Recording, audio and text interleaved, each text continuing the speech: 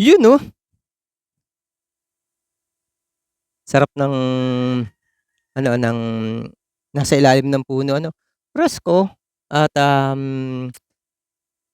halos may chemical pero hindi gaano. Kasi siyempre ina-adapt pa rin ng mga puno yung carbon dioxide para mai-process siya para maging oxygen na kailangan ng katawan natin. Ito tamang-tama mga idol, fungi. Nangangain ka ba nito? Ano ba ako kukuha? Ito nakadikit sa mga puno, sa mga patay na puno. Tawag sa'min dito sikdot, 'yan. Masarap 'to, masarap. Lalagyan mo ng paminta, bawang at saka siyempre asin.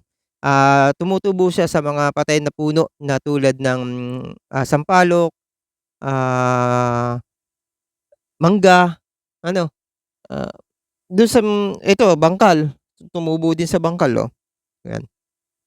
Kapagka panahon ng panag-ulan, nagsisibulan 'yan, sikdot. Halos kapamilya siya ng ano, ng kabute kasi yung kabute, fungi din siya, 'yan. Meron akong ibabahagi sa inyo, ishi-share sa inyo, isang kuwento na isa lang ang masasabi ko, bato-bato sa langit, tamaan, guilty. Bato-bato sa langit, tamaan, bukol. Dito ko itatanong sa inyo tsaka dito ko rin masasabi na mayroon ba tayong karapatan na dumaing kapagka nasasaktan tayo? Meron ba tayong karapatan na, magreklamo sa mga nangyayari sa atin? Bakit? Bakit? Kasi mga idol, kung makadaing tayo kapagka may sakit tayo wagas. Tuloy-tuloy lang, 'di ba sabi ko nga dun sa vlog na huli, tuloy-tuloy na 'to. Gusto ko talagang katukin ang inyong isipan sa mga nangyayari sa ating kalusugan. Ba't ba nararanasan natin yung mga hirap?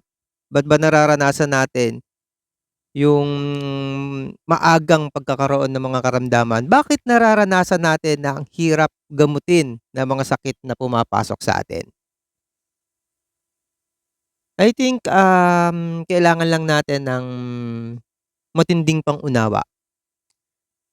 Ibig sabihin kailangan natin ng, ah, buksan ang ating kaisipan para, ang bawat bagay na ginagawa natin ay dapat pinag-iisipan. Sabi nga sa akin, natatandaan ko nga nung, buhay pa yung aking erpat. Sabi nga niya pagka, inuutusan kami tapos, siyempre bata, nagmamadali, basta lang susunod. Ang lagi niya sinasabi sa akin nun, natatandaan ko, ang ulo daw hindi laang lagayan o patungan ng sombrero, ginagamit din. Oo nga naman, lalo na sa kalusugan. Number one, number one, ano bang magandang sample? Ayun, pangkaraniwan, sino mga nag-oopisina dito? Either nag-oopisina o sa bahay, siyempre pag-uusapan muna natin yung pag-oopisina kasi ito nangyayari 'to sa loob ng opisina namin. May libre kaming pagkain, ano, ah, hindi nasisiyahan yung mga kasama ko, ultimo ako. Madalas nangyayari sa buhay 'yan dati pero ngayon binabago ko, nagtitiis ako. Kaya nga ang ulo hindi lang lalagyan ng sombrero, ginagamit dapat 'yan. Naranasan ko na yung hirap, bakit kailangan kong paulit-ulitan na maranasan muli. Yun ang dapat nating tatandaan. Hindi nasisiyahan sa pang-ulam, siyempre budget, budget hindi kasarapan. Ah, Masarap kasi sa pang-ulam, sa pagkain, yung kumpleto, rekado. Siyempre kapag budget meal 'yan, limitado ang rekado. Ano Minsan siyempre mas mura yung mga ano, yung mga yung mga gagawin mong ano, na gagayatin mo, ipa-process mo, ano, natural na sangkap mas mura siya kaysa dun sa mga, sangkap na ready to taktak, ano, tataktak, ayan. Yun mga idol, um, cellphone lang katapat, may pagkain ka na. Cellphone lang katapat, may meryenda ka pa. Ano, tanghalian, "Pip, pip, delivery po." Ganyan ka-high-tech ang panahon natin ngayon. Isang busina lang, may pagkain ka na. Kasi nandiyan na si Grab, nandiyan na si Foodpanda at ayun, ano, 'yan. Anyway, pagdating ng meryenda, "Pip, pip, delivery po." Pizza at kung ano-ano pa, may kasama pang milk tea. Tapos pagdating sa bahay, ganyan pa rin tayo. 'Yan pa rin tayo, bakit? Tinatamad na tayong magluto. Lalo na 'pag Sabado't Linggo, um, maglalaba tayo sa high-tech na washing machine, magluluto tayo ng kanin sa high-tech na rice cooker. May panahon na, yung si mommy, daddy, magluluto ng masarap yung natutunan niyang lasa sa inorder niya para ipatikim, ipakain sa mga mahal niyang mga supling. Pero kalimitan, "Pip, pip, delivery po." Totoo hindi, tamaan, masakit, 'no? Yung sinasabi, bato-bato sa langit, tamaan, masakit. Bonding time, pagdating ng gabi, manonood ng movie marathon. Anong oras matatapos? Madaling araw. Anong kaharap? Si papa siyempre, alak. Kainuman, si mama.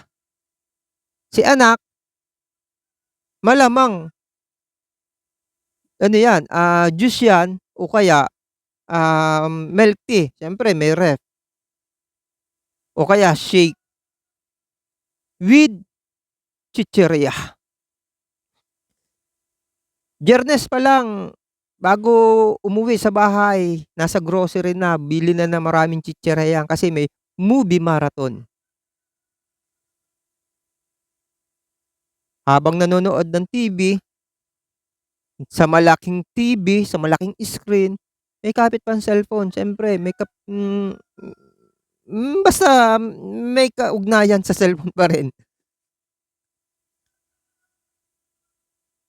Radiation, pagkain, pagkain, pagkain, puyat, inumin. Naiipit yung mga ugat sa pagkakaupo, hindi maayos. Na kumakain na nakaupo, dire-diretso na yun, nakakatulog na minsan. 'Yan tayo. Ngayon, may karapatan ba tayong magreklamo kapagka may nararamdaman tayo? Hindi mo na binigyan ng kapahingahan ang sariling katawan mo, papaano ang kalusugan mo? Ang mas ang mga gusto lang natin, maging masaya tayo, masarap yung mga kinakain natin, mapaligayan natin pamilya natin. Pero sa totoo lang, kulang, hindi lubos na maibibigay mo ang lahat. Bakit? Maaga kang magkakasakit, maaga kang gagastos para sa iyong sakit, maaga mong iiwan ang pamilya mo sa iyong kamatayan. Mga matatanda natin bakit tumanda na na singkad-singkaran, ano lolo ko 107, bakit? Walang ganyan, ano, walang ganyan, walang ganyang buhay. Buti na lang, hindi pa huli ang lahat, nakita ko na, pilit kong binabago ang hindi magandang lifestyle sa buhay natin. Ito yung lifestyle na meron tayo ngayon na kailangang kontrolin mo, kaibigan. Bakit? Masarap ang mabuhay, 'di ba? Masaya, pero yung panandalian saya, kulang yun. Naniwala ka, magsisisi ka. At kapagka ngayon nararamdaman mo yung mga hirap, napanood mo ang video ko, ang vlog ko, maiisip mo, sigurado magsisisi ka dahil yung mga ginawa mong 'yan, 'yan ang sumira sa'yo. Naintindihan mo ba? Okey ba? Nagkaintindihan tayo? Sana naintindihan mo 'to.